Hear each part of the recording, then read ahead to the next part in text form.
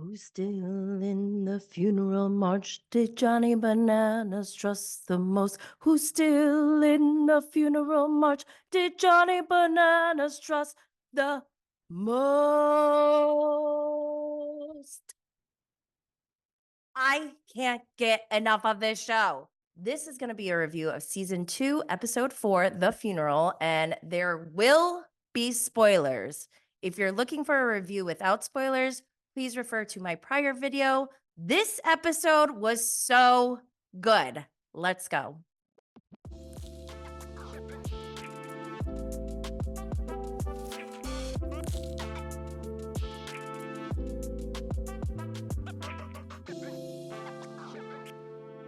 Welcome back to Bravo and Blaze with Jenny Blaze. As I mentioned, I'm walking through the Traitors, season 2, episode 4, The Funeral, streaming on Peacock with new episodes every Thursday at 9 p.m. Eastern. Also, episode 2 of the Postmortem show is now available to stream on Peacock as well. So, the episode description is that the Traitors' next murder is done in plain sight. One player must take their last breath. So, we all know our 3 traitors are Dan, Parvati, and Phaedra.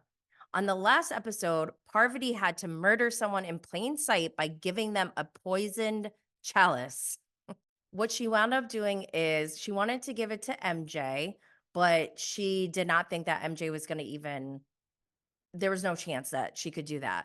So she wound up throwing a Hail Mary and giving it to her friend, Ekansu, because she had to get rid of somebody.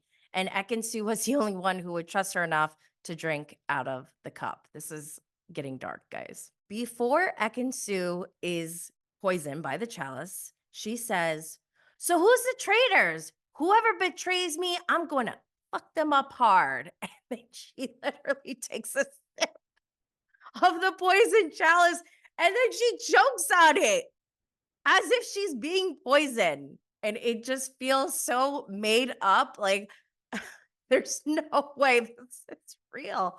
But I think it is. Like, I don't think producers would be like, oh, pretend that you didn't know that you're getting poisoned. Like, I do think that they're at least playing this game.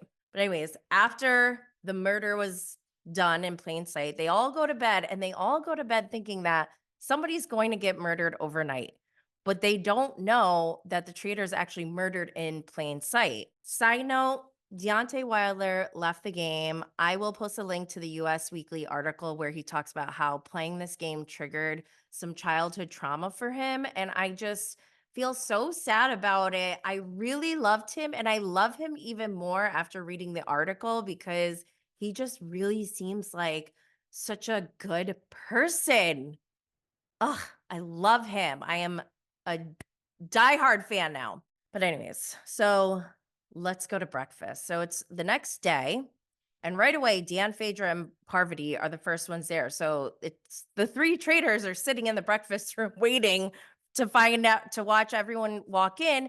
And they're Phaedra and Dan don't even know who got murdered. So Parvati tells them, like, oh, it was Ekansu. And Phaedra's getting worried. She's like, oh, shoot, I voted for her. What if people think it's me, you know? So all 3 of them are thinking that Ekansu is not going to come to breakfast and they're going to have to like pretend like, oh, I wonder who it is.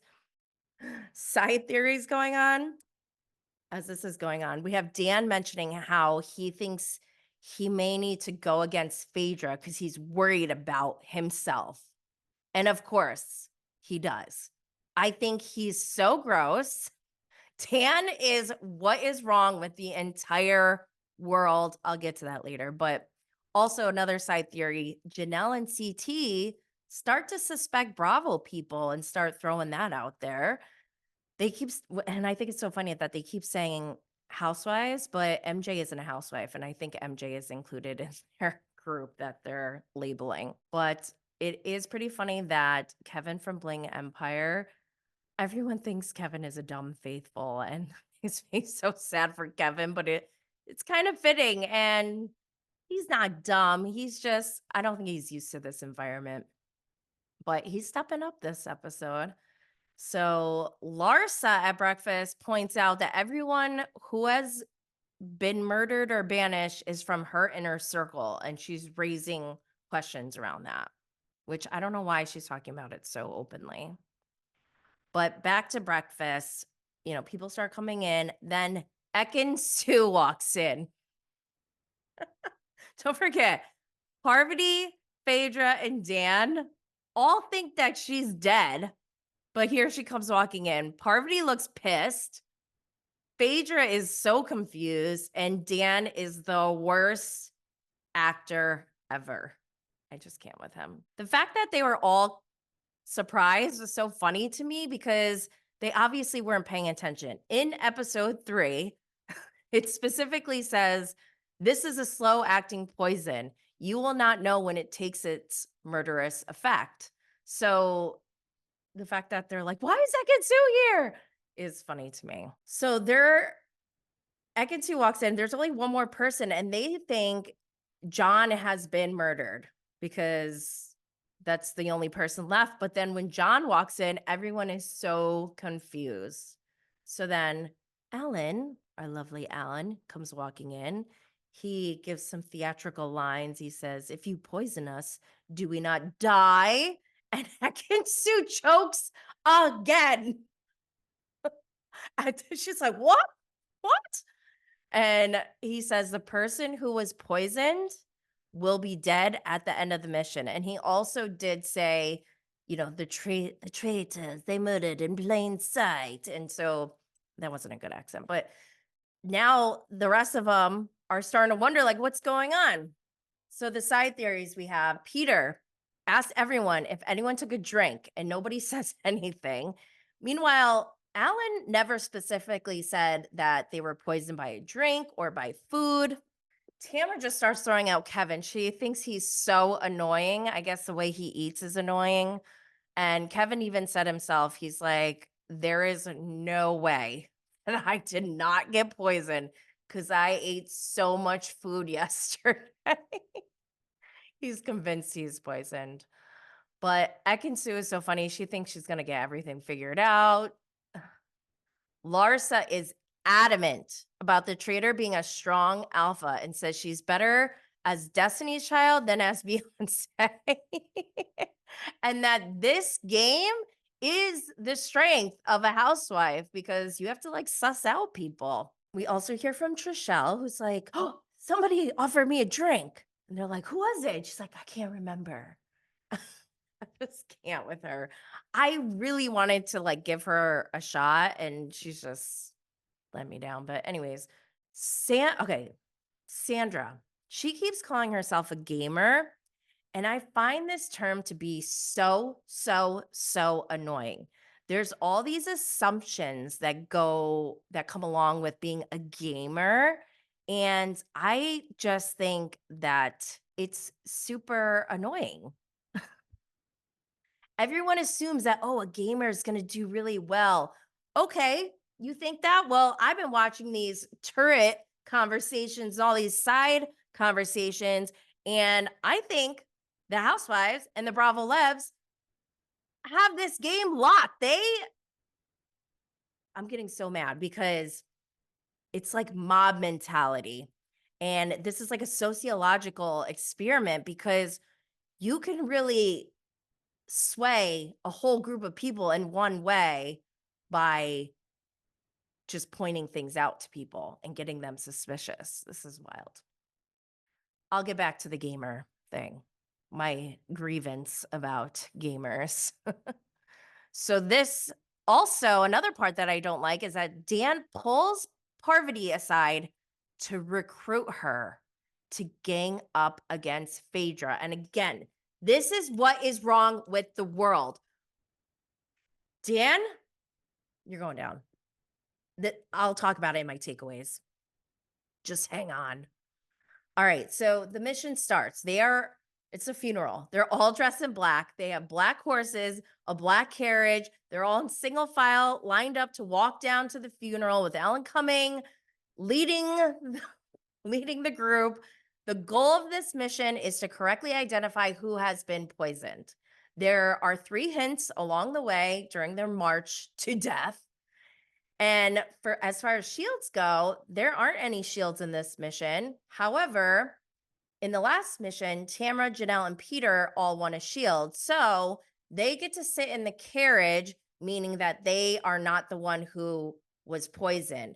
And during the rest of the clues that they go through, the clues help them eliminate people who weren't poisoned, if they get the answers right. So, as they march to their own funeral, the first hint says the players who are safe are the ones born in the same year as another.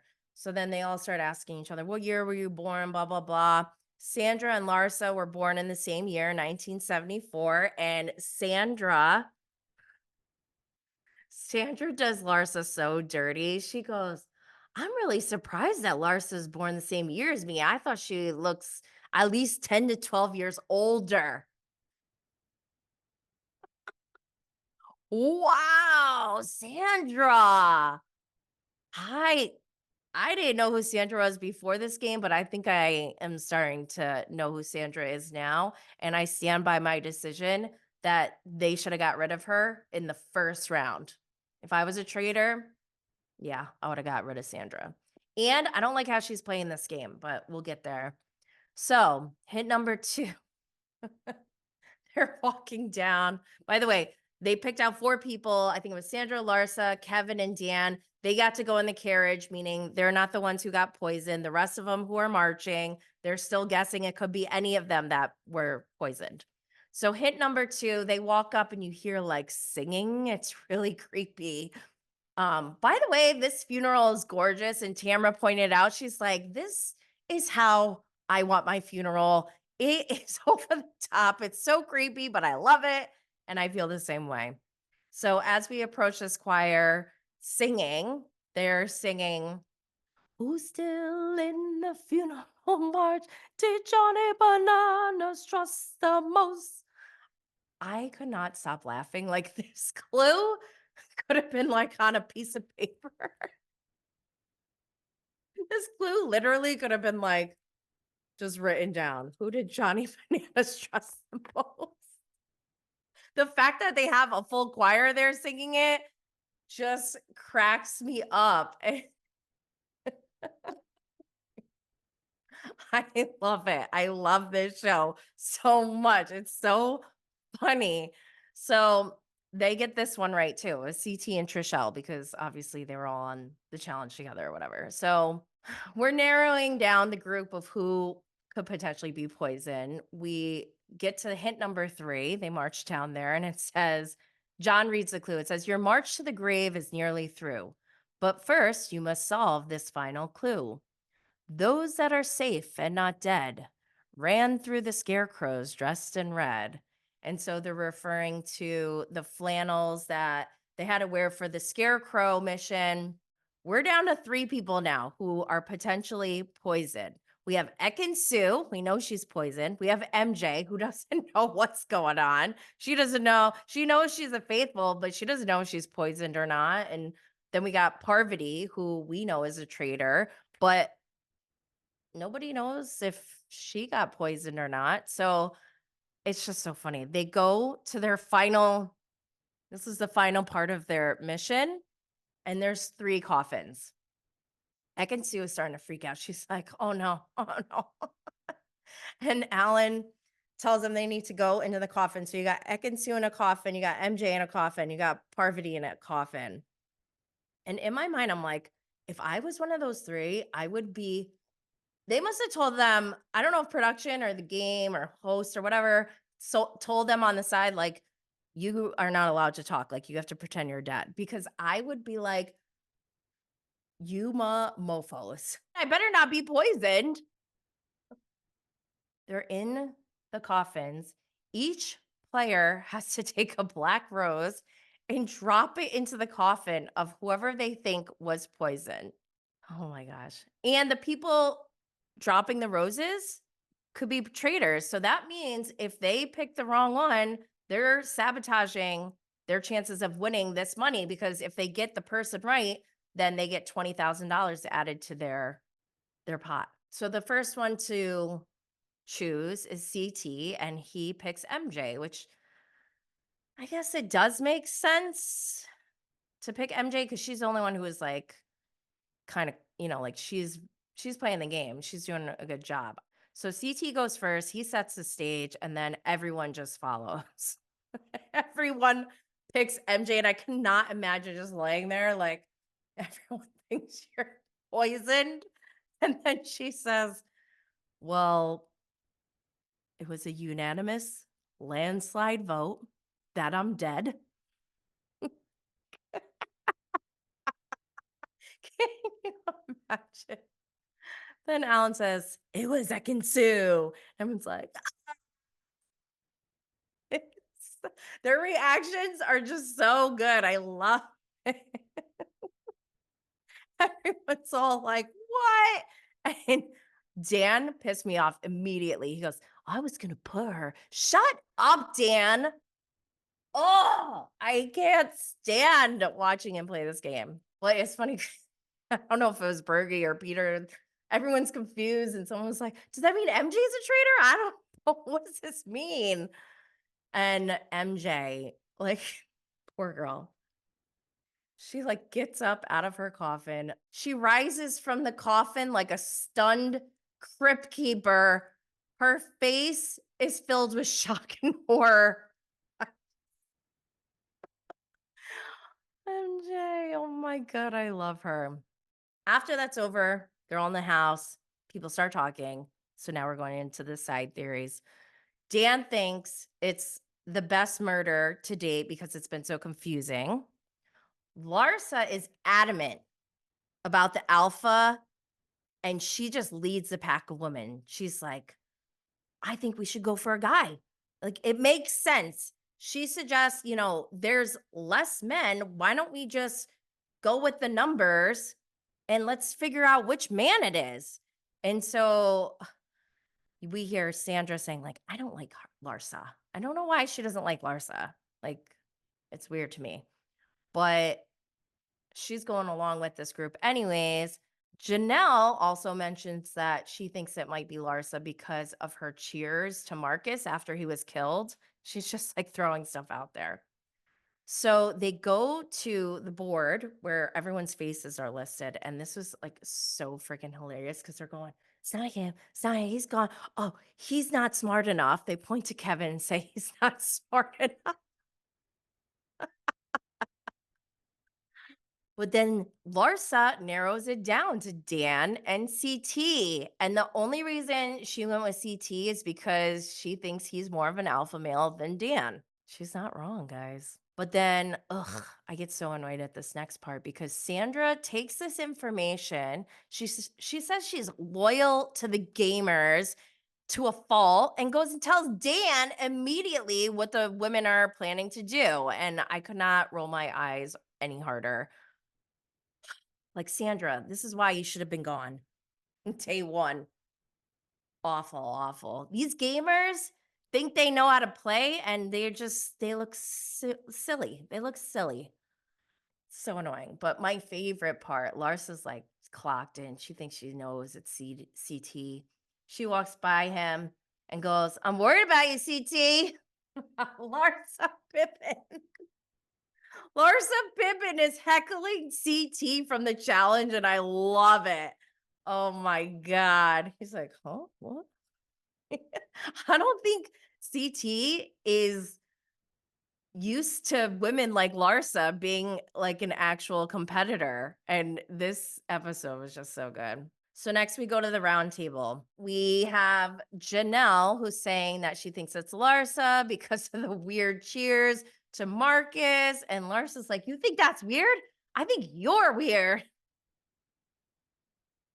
So of course, this is Larsa's opportunity to say who she thinks it is. And she goes right into CT. She does not let up either. She goes hard and says, do I think you're the head of the snake? Yes. Yes, I do. And I have to say, respect for Larsa on this. She came into this game not being a gamer. I'm so annoyed by that, clearly. I'm so annoyed. But Larsa came into this game, no prior gaming experience. And the way she's like, even though she's wrong about CT, she's not entirely wrong. Like the rest of the guesses have been just that. They're guesses. They're not educated guesses. They're not, there's no like thorough scientific hypotheses done when they're, throwing out names. And Larsa today has, she's the only one who's been using logic and using like, she's profiling. She should be an investigator or detective. She's good. I love it. But it's so funny to me how Kevin's like watching this go down. He's like, I don't really like this strong alpha male theory. And MJ right away is like, why? Oh, maybe, yeah, you probably wouldn't if you're the traitor. I think Kevin was just like offended, feeling like, well, why is CT the alpha male and not me? I think that's where Kevin was coming from. But it's so funny that Kevin just like flipped. He goes, well, I think it's you.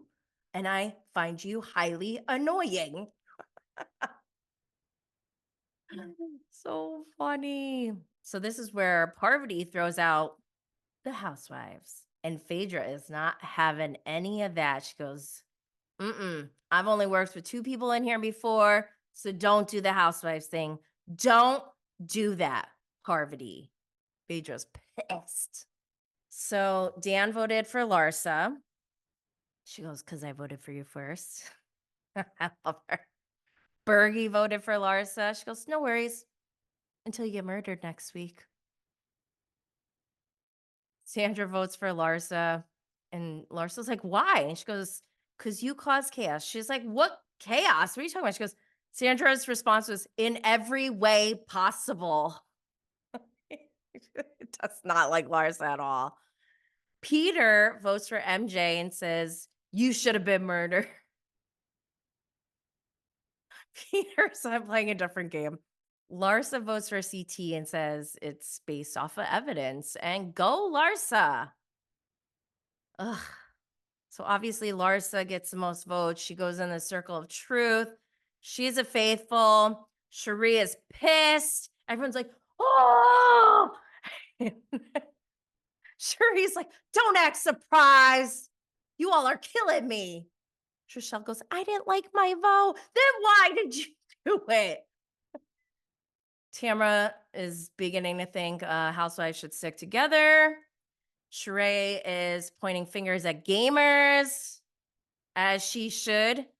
Trishelle and CT are forming an alliance and ganging up on housewives.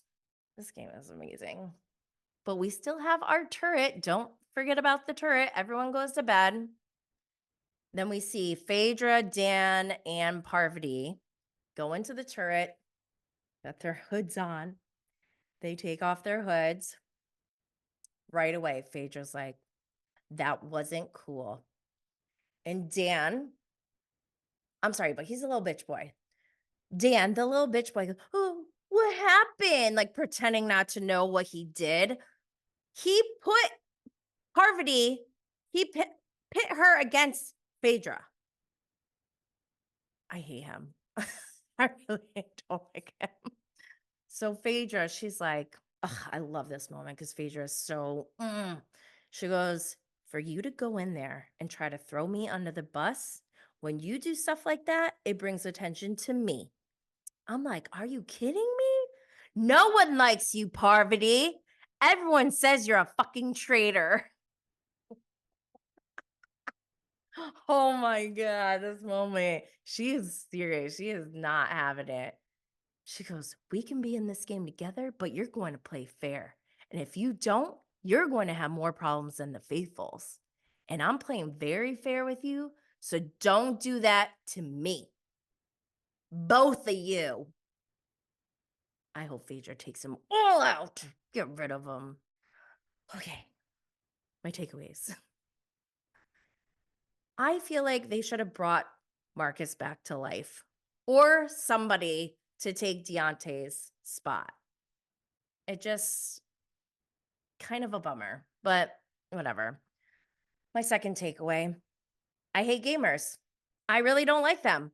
There's a lot of assumptions going around that gamers are the ones who are good at this, and I am offended and outraged because our Bravo Lebs are kicking ass. They're the only ones who are actually getting somewhere, but then they're held back by the rest of this group who's just a bunch of morons. And I also don't like how they are trying to come in and just assume leadership roles. Fuck that. Fuck that.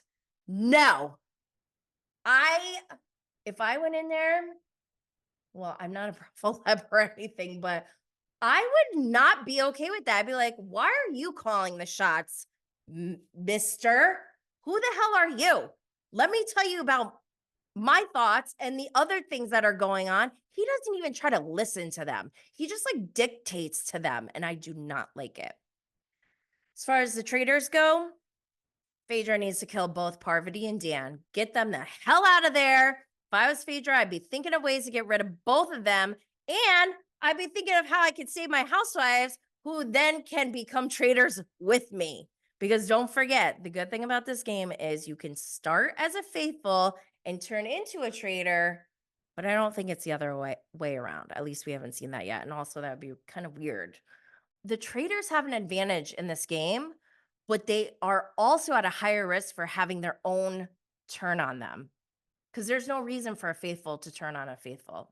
My last takeaway, I really, really, really dislike Dan. It's giving misogyny, it's giving privilege, it's giving entitled, it's giving a man who is taking advantage of women, and I don't like it. So, we're gonna get you. Rooting for my girls. Okay. Post-mortem. As I mentioned, the second episode came out, and this is where it's only a 9-minute episode. You have the people who left the game, they come on and just do like kind of confessional talking. So Egan Sue is first, and the most hilarious thing to me is that she thinks she was purposely murdered because she's some kind of threat, not realizing that she was just the easiest one. So I wonder what she thinks now after looking back. But Larsa, oh, I love this. She clocked Parvati as a creep, and I'm honestly shocked no one else has caught on to her. She's a bad actress and she's definitely a villain. Like you could just see it on her face. She has this villainous look to her. Maybe it's the headband, I don't know. But Lars is also like, I don't know, I lost my mind when my boyfriend was murdered. I think she realizes she should have been more quiet.